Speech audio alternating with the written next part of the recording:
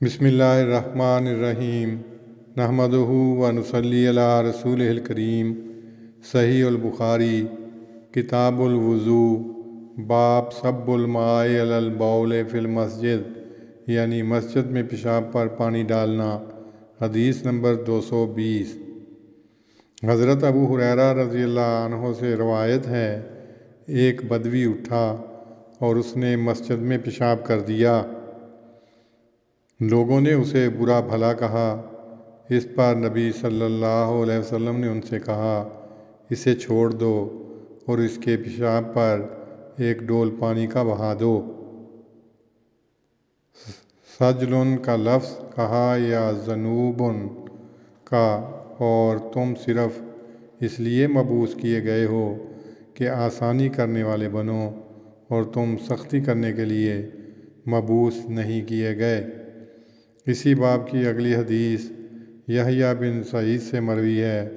انہوں نے کہا، میں نے حضرت انس بن مالک سے سنا، وہ نبی صلی اللہ علیہ وسلم کے متعلق روایت کرتے تھے، یعنی یہ جو روایت اوپر بیان ہوئی ہے حضرت انس بن مالک سے بھی مروی ہے۔ اگلا باب یحریق الماء علی البول، یعنی پیشاب پر پانی بہا دیا۔ اس باب کے شروع میں حضرت امام بخاری رحمہ اللہ نے لکھا ہے کہ حضرت انس بن مالک کہتے تھے، ایک گنوار آیا اور اس نے مسجد کی ایک طرف پیشاب کیا۔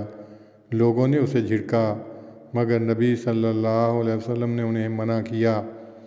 جب وہ پیشاب کر چکا تو نبی صلی اللہ علیہ وسلم نے فرمایا کہ ایک ڈول پانی بہا دیا جائے، چنانچہ وہ اس جگہ بہا دیا گیا۔ اس باب کی تشریح میں لکھا ہے کہ سابقہ باب نمبر 57 کے ذیل میں حضرت انس رضی اللہ عنہ کی روایت بیان کی ہے، اور باب نمبر 58 میں حضرت ابو ہریرہ کی، اور پھر حضرت انس کی جو یحییٰ بن سعید نے نقل کی ہے۔ ان دونوں کا مضمون ایک ہے، یعنی لوگوں نے اس بدوی کو ڈانٹا۔ حضرت انس کے الفاظ یہ ہیں، فَنَهَاهَا النبی صلی اللہ علیہ وسلم، نبی صلی اللہ علیہ وسلم نے لوگوں کو روک دیا۔ اور حضرت ابو ہریرہ رضی اللہ عنہ نے حضرت صلی اللہ علیہ وسلم کے الفاظ نقل کیے ہیں جو آپ نے ان کو روکتے ہوئے فرمائے، فَإِنَّمَا بُعِثْتُم مُيَسِّرِينَ وَلَمْ تُبْعَثُوا الْمُعَسِّرِينَ، فَإِنَّمَا بُعِثْتُم مُيَسِّرِينَ وَلَمْ تُبْعَثُوا الْمُعَسِّرِينَ۔ حضرت صلی اللہ علیہ وسلم ہمیشہ صحابہ کو تلقین فرمایا کرتے تھے کہ لوگوں کی اصلاح میں نرمی اور آسانی اختیار کرنی چاہیے۔ یہاں اس روایت میں ایک عملی ثبوت ہے کہ آپ صلی اللہ علیہ وسلم لوگوں کو جو کام کرنے کے لیے فرماتے وہ خود بھی ضرور کرتے۔ یہ ابواب سابقہ باب سے دو طرح کی مناسبت رکھتے ہیں۔